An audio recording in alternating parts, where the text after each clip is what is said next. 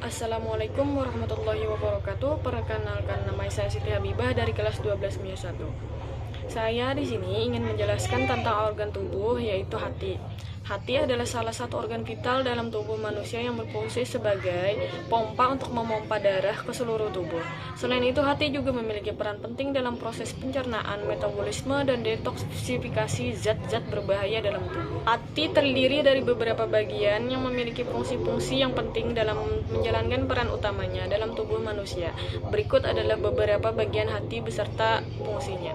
Yang pertama, ada lobus hati. Hati terdiri dari dua lobus utama, yaitu lobus kanan dan lobus kiri.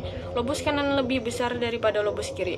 Lobus hati ini berperan dalam memproses darah dan menghasilkan zat-zat yang diperlukan oleh tubuh. Yang kedua, ada sel-sel hati.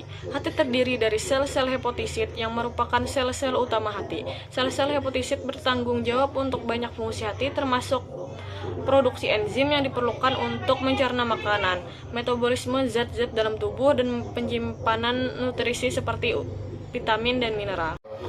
Yang ketiga, saluran empedu. Hati juga memiliki saluran-saluran kecil yang disebut saluran empedu. Saluran empedu mengumpulkan empedu yang diproduksi oleh hati dan mengirimkannya ke kantong empedu untuk disimpan atau ke usus untuk membantu dalam proses pencernaan lemak. Yang keempat, pembuluh darah. Hati memiliki banyak pembuluh darah, termasuk arteri hati yang membawa darah kayak oksigen ke hati. Yang kelima, ada kapsul glison. Ini adalah lapisan jaringan ikat yang melindungi hati dari cedera dan membantu menjaga bentuknya. Ada beberapa gangguan kesehatan yang dapat terjadi pada hati. Beberapa di antaranya termasuk hepatitis. Ini adalah peradangan pada hati yang disebabkan oleh infeksi virus hepatitis, seperti hepatitis A, B, dan C. Gejala hepatitis bisa ringan hingga parah, termasuk kelelahan, demam, mual, muntah, nyeri perut, dan kuning pada kulit dan mata. Yang kedua, ada sirosis. Ini adalah kondisi hati yang parah dan kronis, di mana jaringan hati yang sehat digantikan oleh jaringan parut.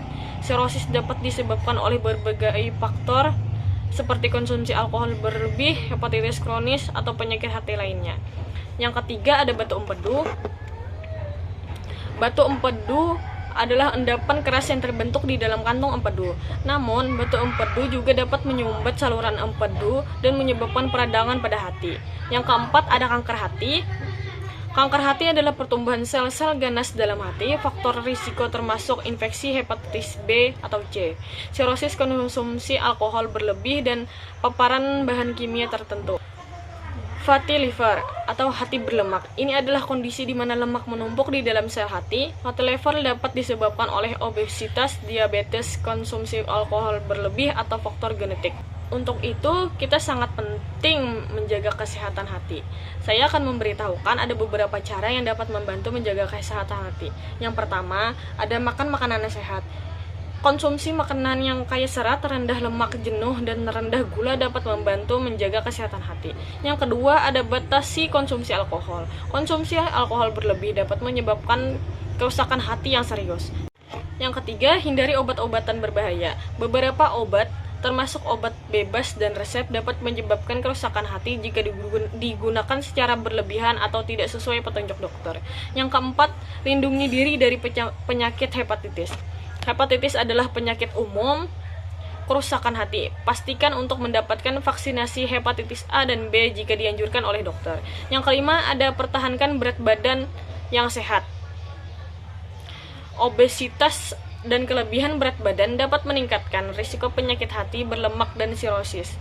Pertahankan berat badan yang sehat melalui pola makan yang seimbang dan rutin olahraga. Yang keenam, ada hindari paparan bahan kimia berbahaya.